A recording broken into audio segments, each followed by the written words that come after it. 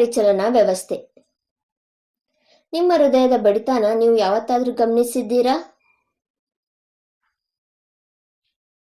ನೀವು ಸ್ವಲ್ಪ ದೂರ ಓಡಿ ಬಂದ್ಮೇಲೆ ಅಥವಾ ನೀವು ಹೆಚ್ಚು ಭಯಪಟ್ಟಾಗ್ಲೂ ನಿಮ್ಮ ಹೃದಯದ ಬಡಿತ ಡಬ್ ಡಬ್ ಡಬ್ ಡಬ್ ಅಂತ ವೇಗವಾಗಿ ಬಡಿತಿರೋದನ್ನ ನೀವು ಖಂಡಿತ ಗಮನಿಸಿರ್ತೀರಾ ಅಲ್ವಾ? ನಿಮ್ಮ ಕೈಗಳನ್ನ ನಿಮ್ಮ ಎದೆಯ ಮೇಲೆ ಇಟ್ಕೊಳ್ಳಿ. ಯಾವ ಪಕ್ಕದಲ್ಲಿ ಹೃದಯದ ಬಡಿತ ಹೆಚ್ಚು ಸ್ಪಷ್ಟವಾಗಿ ಕೇಳಿಸ್ತಾ ಇದೆ ಗಮನಿಸಿ. ಎಡಪಕ್ಕದಲ್ಲಿ ಅಲ್ವಾ? ಯಾಕೆಂದ್ರೆ ಎದೆಗೂಡಿನ ಸ್ವಲ್ಪ ಎಡಭಾಗದಲ್ಲಿ ನಿಮ್ಮ ಹೃದಯ ಇದೆ, ಅದಕ್ಕೆ.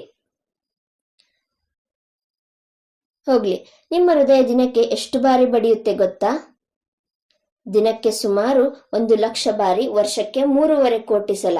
ಅಬ್ಬಾ, ಎಷ್ಟು ಕಷ್ಟಪಟ್ಟು ಸತತವಾಗಿ ಕೆಲಸ ಮಾಡುತ್ತೆ. ಆದ್ರೆ ಹೃದಯ ಯಾಕೆ ಹೀಗೆ ಸತತವಾಗಿ ಬಡಿತಾ ಇರುತ್ತೆ? ನೋಡೋಣ ಬನ್ನಿ.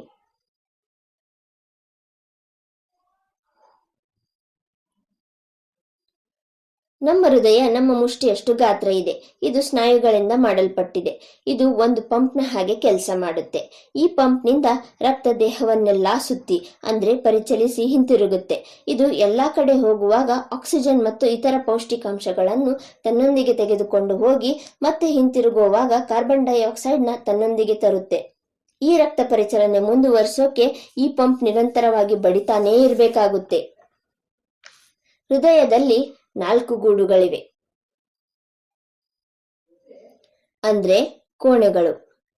ಬಲಪಕ್ಕದಲ್ಲಿ 2, ಎಡಪಕ್ಕದಲ್ಲಿ 2, ಅಂದ್ರೆ 2 ಮೇಲ್ಭಾಗದ್ದು 2 ಕೆಳಭಾಗದ್ದು. ಮೇಲ್ಭಾಗದ 2 ಕೋಣೆಗಳನ್ನು ಹೃತ್ಕರ್ಣ, ಕೆಳಭಾಗದ 2 ಕೋಣೆಗಳನ್ನು ಹೃತ್ಕುಕ್ಷಿ ಅಂತ ಕರೀತಾರೆ. ಅಂದ್ರೆ ಮೇಲ್ಭಾಗದಲ್ಲಿ ಬಲ ಮತ್ತು ಎಡ ಹೃತ್ಕರ್ಣ, ಕೆಳಭಾಗದಲ್ಲಿ ಏನಂತ ಕರೀತಾರೆ? ಬಲ ಮತ್ತು ಎಡ ಹೃತ್ಕುಕ್ಷಿ. ರಕ್ತನ ಹೃದಯದ ಒಳಕ್ಕೆ ತರೋದಕ್ಕೆ ಮತ್ತು ಹೊರಕ್ಕೆ ಕಳಿಸೋದಕ್ಕೆ ಕೊಳವೆಗಳು ಮತ್ತು ನಳಿಕೆಗಳು ಇರುತ್ತವೆ. ಇವೆ ರಕ್ತನಾಳಗಳು.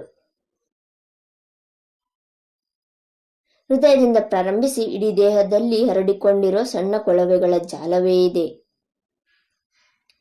ಈ ಕೊಳವೆಗಳನ್ನು ಒಂದು ತುದಿಯಿಂದ ಇನ್ನೊಂದು ತುದಿಗೆ ಸೇರಿಸಿದ್ರೆ ಎಷ್ಟು ಉದ್ದವಾಗಬಹುದು? ಊಹಿಸಿ ನೋಡೋಣ. ಸುಮಾರು 1,00,000 ಕಿಲೋಮೀಟರ್ಗಳು. ಅಂದ್ರೆ ಇದು ಮುಂಬೈನಿಂದ ದೆಹಲಿಗೆ 50 ಬಾರಿ ಹೋಗಿ ಬರುವಷ್ಟು ದೂರ. ಇಲ್ಲಿ ನೀಲಿ ಕೊಳವೆಗಳು ಅಶುದ್ಧ ರಕ್ತನ ಸಾಗಿಸೋದನ್ನ ಸೂಚಿಸುತ್ತೆ. ನೀಲಿ ಮತ್ತು ಕೆಂಪು ಬಣ್ಣಗಳನ್ನು ಕೇವಲ ಅರ್ಥ ಮಾಡ್ಕೊಳ್ಳೋದಕ್ಕೆ ಮಾತ್ರ ಬಳಸಿದ್ದೀವಿ. ದೇಹದೊಳಗೆ ಹೀಗೇನು ಕಾಣಿಸೋದಿಲ್ಲ. ರಕ್ತವು ಮೊದಲು ಶ್ವಾಸಕೋಶಗಳನ್ನ ತಲುಪುತ್ತೆ. ರಕ್ತ ಒಯ್ಯುತ್ತಿರೋ ಒಂದು ನೀಲಿ ನಾಳ ಬಲ ಶ್ವಾಸಕೋಶಕ್ಕೆ, ಇನ್ನೊಂದು ನೀಲಿ ನಾಳ ಎಡ ಶ್ವಾಸಕೋಶಕ್ಕೆ ಹೋಗುತ್ತೆ. ಶ್ವಾಸಕೋಶಗಳ ಒಳಗಿರೋ 100 ಸಣ್ಣ ಸಣ್ಣ ನಾಳಗಳಲ್ಲಿ ಅಶುದ್ಧ ರಕ್ತ ಆಕ್ಸಿಜನ್ ತುಂಬಿರೋ ಗಾಳಿಯೊಂದಿಗೆ ಬೆರೆಯುತ್ತೆ. ನಾವು ಉಸಿರೆಳೆದುಕೊಳ್ಳುವಾಗ ಶ್ವಾಸಕೋಶಕ್ಕೆ ಸೇರೋ ಗಾಳಿಯೇ ಇದು. ಈಗ ಶುದ್ಧ ರಕ್ತ ಕೆಂಪಾಗುತ್ತೆ. ಯಾಕೆಂದ್ರೆ ಅದು ಕಾರ್ಬನ್ ಡೈಆಕ್ಸೈಡ್ ನ ಕೊಟ್ಟು ಆಕ್ಸಿಜನ್ ಅನ್ನ ಹೀರಿಕೊಂಡಿರುತ್ತೆ. ಅದಕ್ಕೋಸ್ಕರ ಈ ಕೆಂಪು ರಕ್ತ ಶ್ವಾಸಕೋಶದಿಂದ ಮತ್ತೆ ಹೃದಯಕ್ಕೆ ಹೋಗುತ್ತೆ. ಈ ಸಲ ಎಡ ಹೃತ್ಕರ್ಣವನ್ನ ತಲುಪುತ್ತೆ. ಇಲ್ಲಿಯೂ ಸಹ ಏಕದಿಕ್ಕಿನಲ್ಲಿ ತೆರೆಯುವ ಒಂದು ಕವಾಟ ಇದೆ. ಹೃತ್ಕುಕ್ಷಿ ಹಿಗ್ಗಿದಾಗ ಈ ಶುದ್ಧ ಕೆಂಪು ರಕ್ತ ಹೃತ್ಕುಕ್ಷಿ ಒಳಗೆ ಸೆಳೆಯಲ್ಪಡುತ್ತೆ. ಹಾಗೂ ಹೃತ್ಕುಕ್ಷಿ ಕುಗ್ಗಿದಾಗ ಮೇಲ್ಭಾಗದ ಕವಾಟ ತೆರೆದುಕೊಂಡು ರಕ್ತನ ದೇಹದ ಎಲ್ಲಾ ಭಾಗಗಳಿಗೆ ರವಾನಿಸುತ್ತೆ.